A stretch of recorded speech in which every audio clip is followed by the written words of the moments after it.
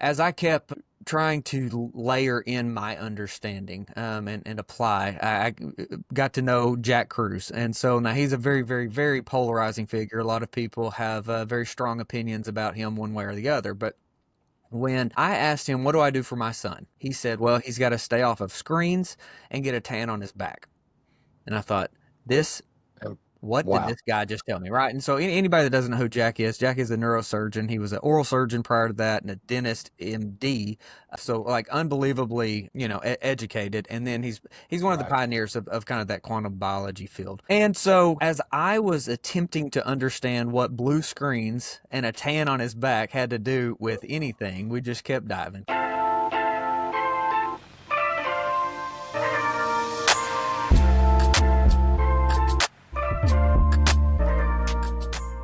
Hey everyone, welcome to Ultra Life Today. We got a special 3-part podcast series. It's going to really explore something that's going to blow your mind.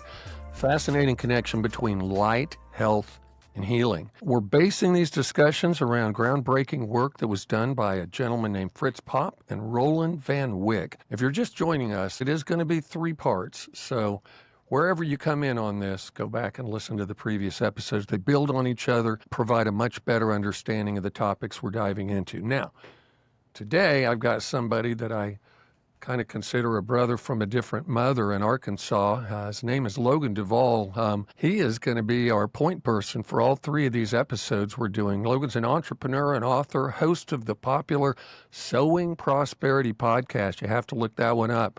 Runs a regenerative ranching and farming operation, owns the well-loved McGee and Me market there near Little Rock. Is that right, Logan? Yep, me and McGee. Yeah, there you go. And Logan is also the proud father of 4 children, but one who's a cancer survivor. And since Logan walked through that journey with his son, he's become a very passionate cancer researcher, truth seeker, diving deep into what cancer really is and how to truly heal. Man, Logan, welcome. And it's so cool to see your face today and be doing this again. It's been a while. It's always a pleasure, Josh. Always a pleasure. All right.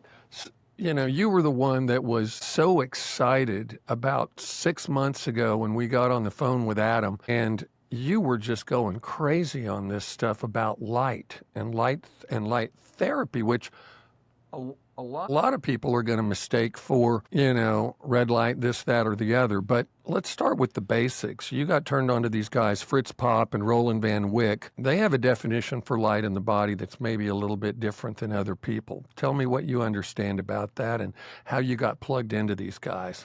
Yeah, so after Lander was diagnosed, so this is my oldest, in 2019, diagnosed stage 4 Wilms, so kidney cancer, said metastasized to lymph nodes and chest wall. So I just relentlessly was trying to find solutions, right, and understand what was going on and how we strengthen and we get through.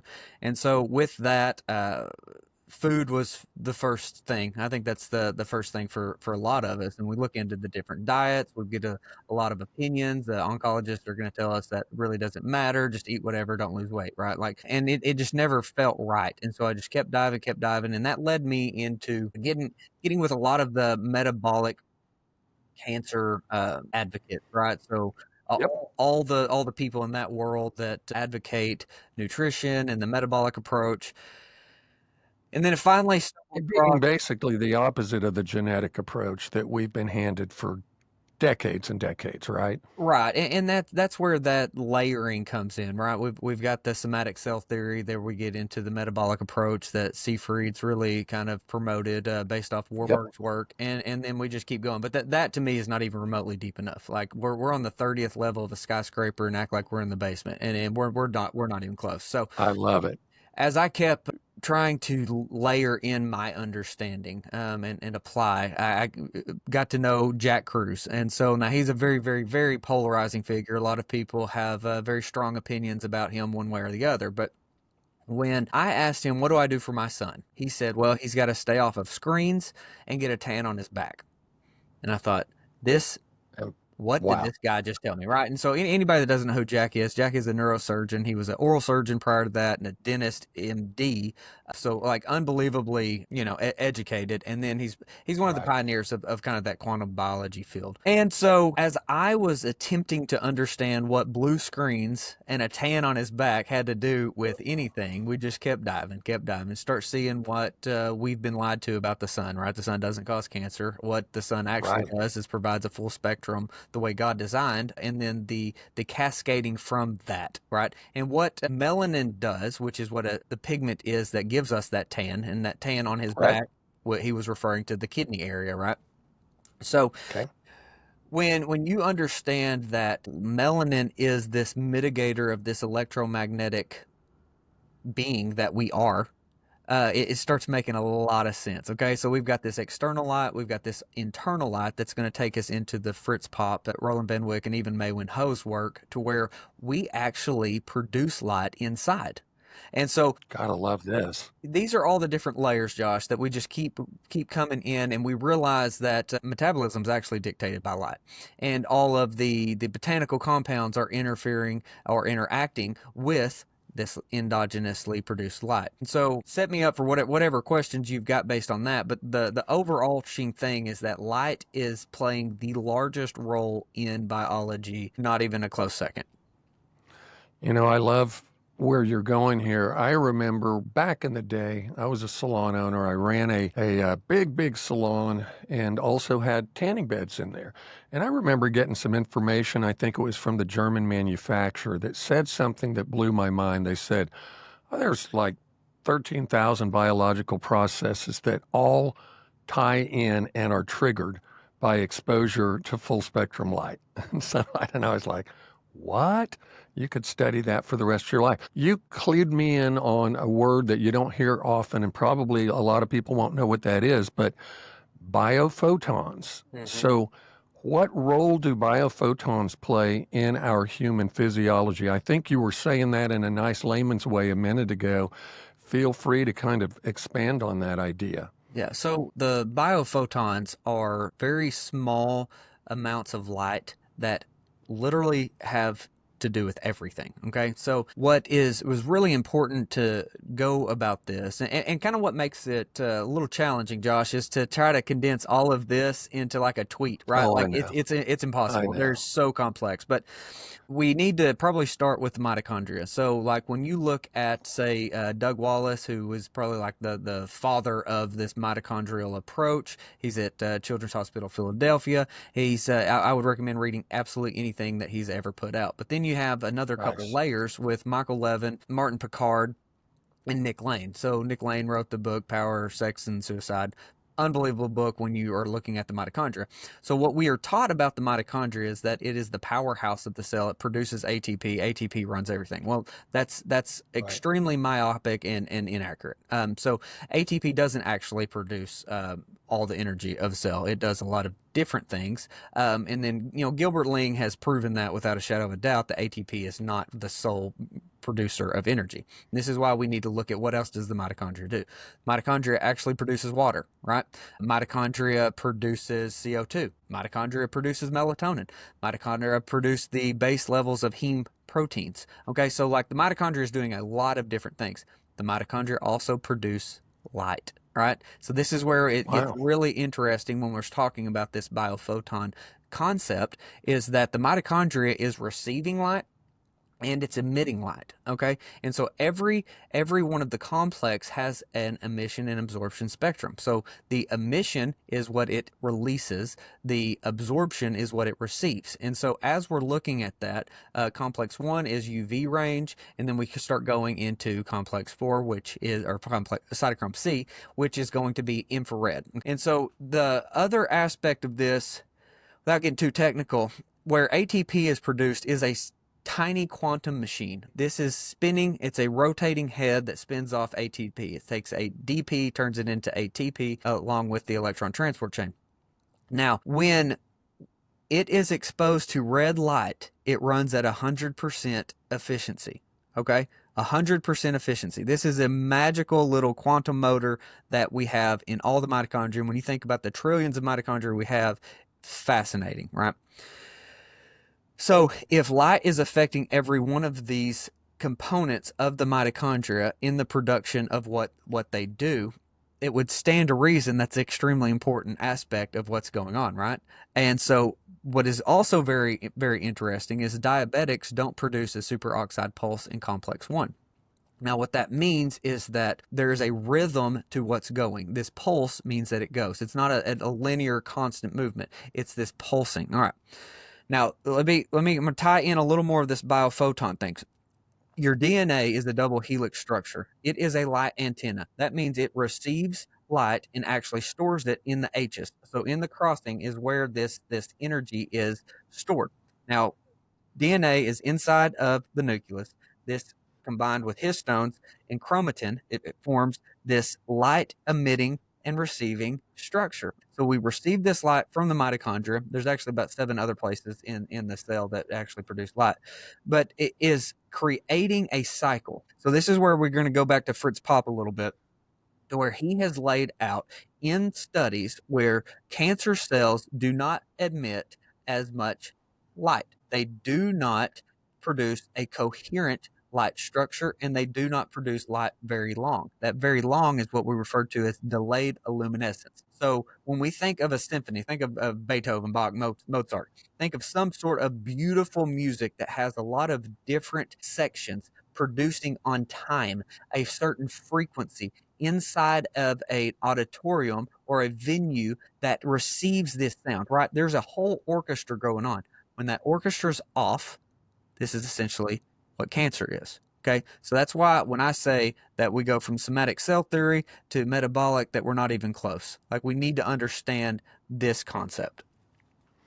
You mentioned a couple of things there that I want to go back to. You started with saying there is a external light source and then there's an actual internal light source being made by the body. Then you mentioned red light, and I know a ton of people's antennas are going to go up the moment they hear red light because it's a hot thing right now. It's being talked about. I've had my own unique experience in terms of healing of old injury with red light in a very short period of time, which now it kind of makes sense to me why that happened with what you just explained and how it just begins to allow everything to just continue in the appropriate rhythm. What's our understanding of the way external light sources, and that would be everything from the sun to light therapy, actually affect this internal light? And it's almost like you've intimated that they have a way to measure this. I'm fascinated. Yeah, they do, and I think this is why it's so important to attempt to at least look at what Van Wyck's put out, and then Maywin Ho, her book Rainbow and the Worms, absolutely incredible.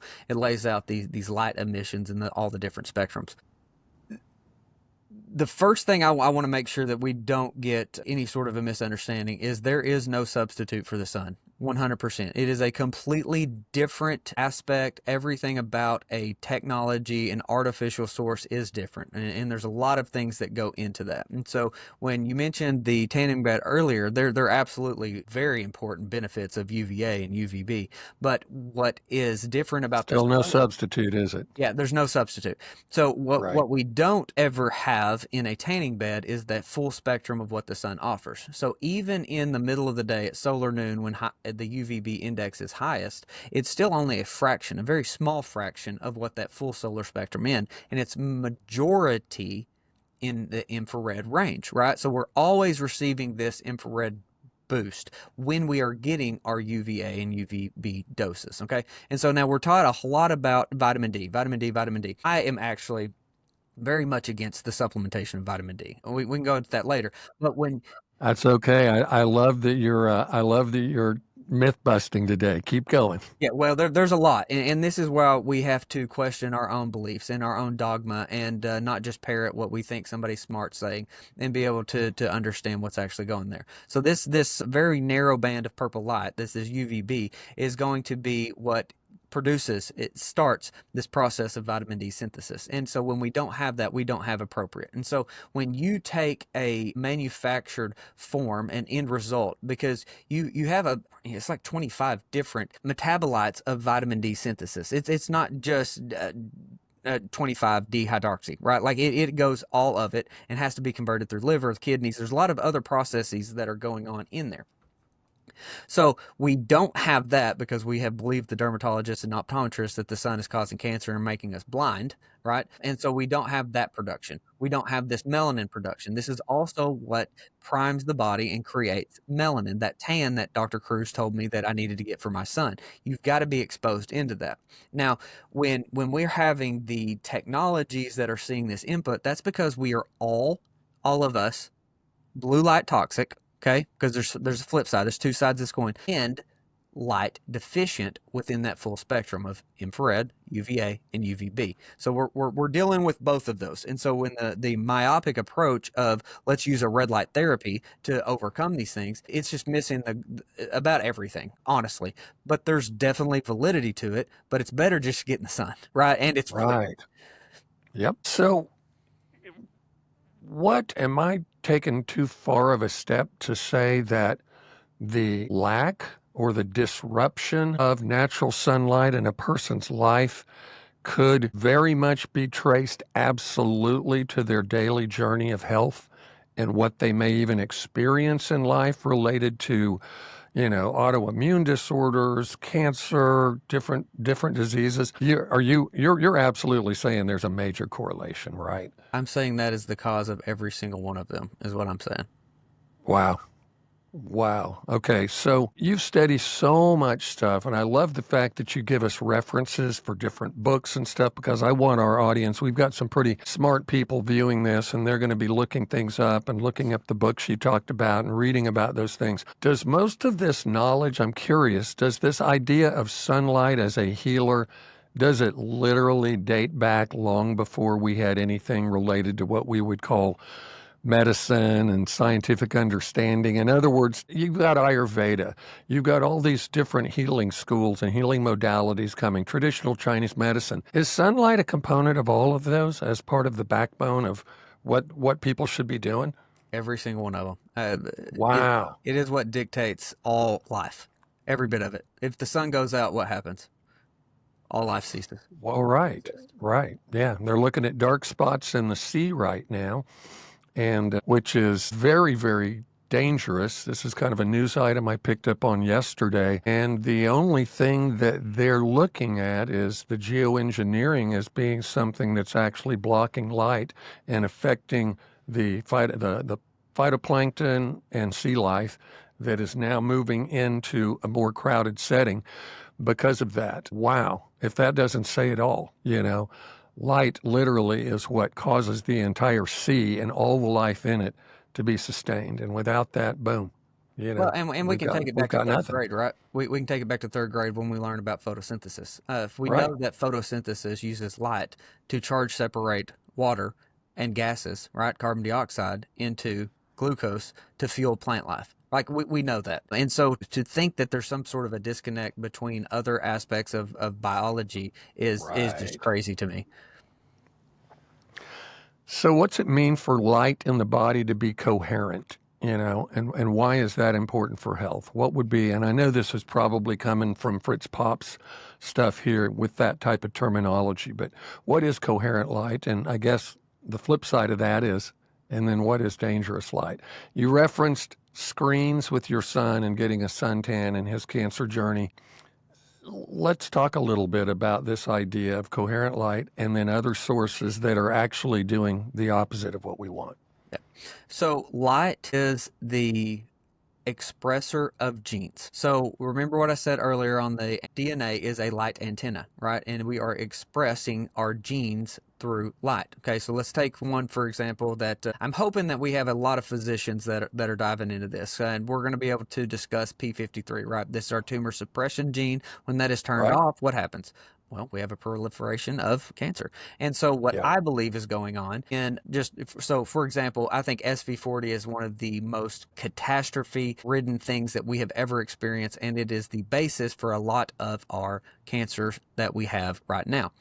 So with that, it appears that what SV40 does is it darkens within this DNA the people. And so by darkening, that means it's unable to be expressed, right?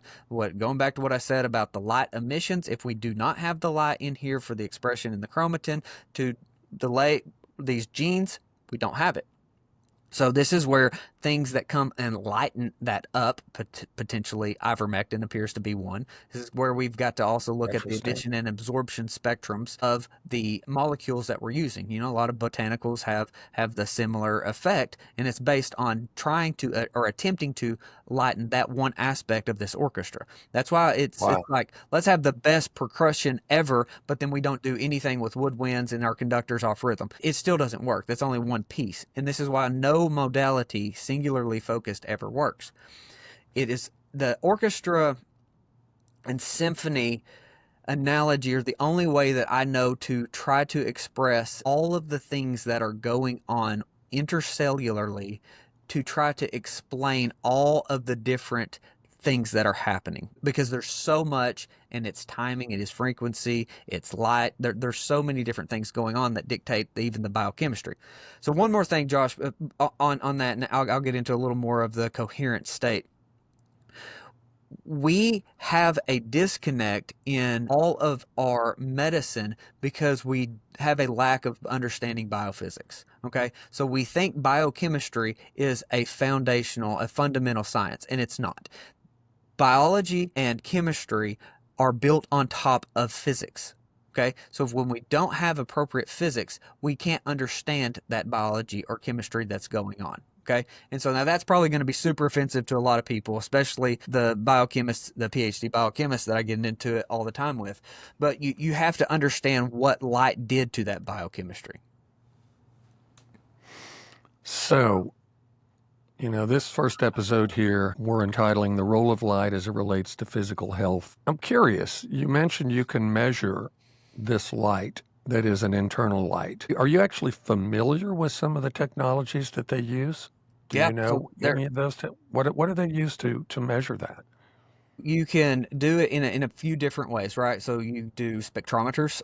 There are bio or photon multipliers. There's a lot of technology now. It's still very expensive, right? And it's typically in just universities or research institutes. But yeah, like it's all there, and it's not even new, Josh. It's not even And well, right. And are there any people, and I'm going to give it away here and say in our camp, meaning those that want to look at the body as a whole thing and want to discover root causes, which obviously the lack of light, the lack of exposure to the sun is wreaking havoc on all of us. But when are there any people that are working with these devices to measure light and then making a correlation? Like, for instance, I'm thinking certain botanicals, you've already addressed this just minutely, certain botanicals have a profound effect on the body's ability to utilize this internal light, right? Am I saying that okay? And if that's the case, is anybody out there using these devices to measure that light and measure the effects of certain types of botanicals and other things on that internal light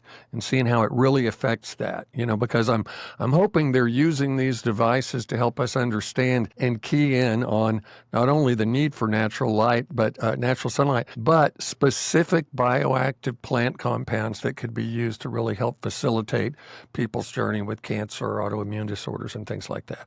I know I said a lot there. Yeah, no, but that's the disconnect, Josh. That's the disconnect between trying to think that biochemistry is fundamental, and we're looking at plant compounds through that lens versus taking essentially an AMO physics perspective. So atomic molecular organization or optical physics that's going on. So very, very few people have gotten outside of these siloed fields in order to piece things together. And I think that's where the pioneering work's going to come in.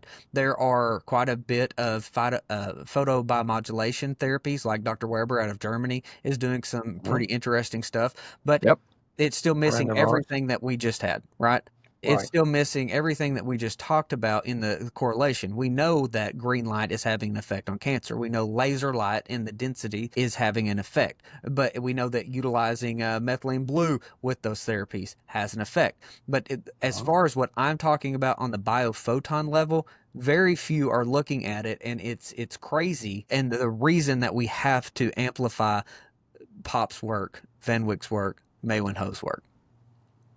So as we wrap up this first episode, I think I know the answer to this, but is the number one thing the practical way that someone can begin to actually support the light within their own body that is responsible for this amazing orchestra that you've described is the number one thing getting in the sun? And if so, what does Logan say about getting in the sun? How should someone do that? What's the practical thing they can do to say, yep, this is how I'm going to get everything elevated within that internal light by this beautiful thing called the sun that God gave us?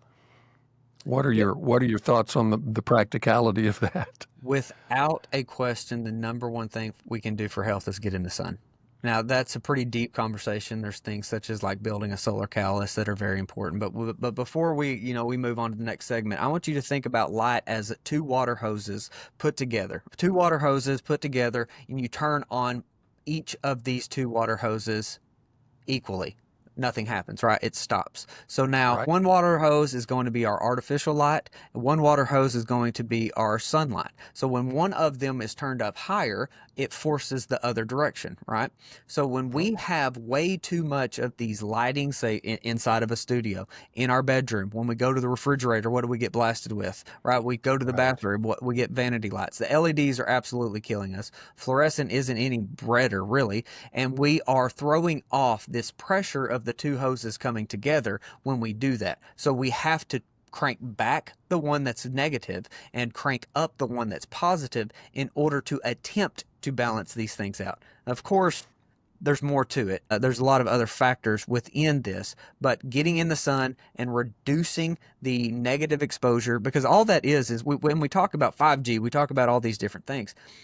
Blue light from artificial lights across your home, your office, school, work, whatever, are non-native EMFs. That's exactly what they are. So we know that the Wi-Fi router is going to cause problems, but we act like the LED light is not going to. Okay. Interesting. Okay, you've been listening to Logan Duvall. It's the reason I love this guy. I'm sure you do as well, because he comes in and he busts myths, and he looks at things from a different perspective. Can anybody say follow the science? Well, guess what? We actually do that here on Ultra Life Today because we love differing points of view that give us an opportunity to be able to think for ourselves, be critical in our thinking, dig in deep, read up, and figure out what's going on. Hey, it sounds like everybody needs to get themselves some natural sunlight. You know, we're going to be covering in another episode with Logan this cancer perspective, a little deeper into this electromagnetic orchestra that he described. And if you want to reach out to Logan, it is super simple. Sowingprosperity.com. This guy has some astonishing podcasts out there as well that you can find everywhere. Interviews some really, really interesting people that he agrees with some of them, and others he challenges, and I appreciate that. Logan, we'll see you on the next episode, and Ultra Life Today. If you like what we're doing, like, subscribe, and share.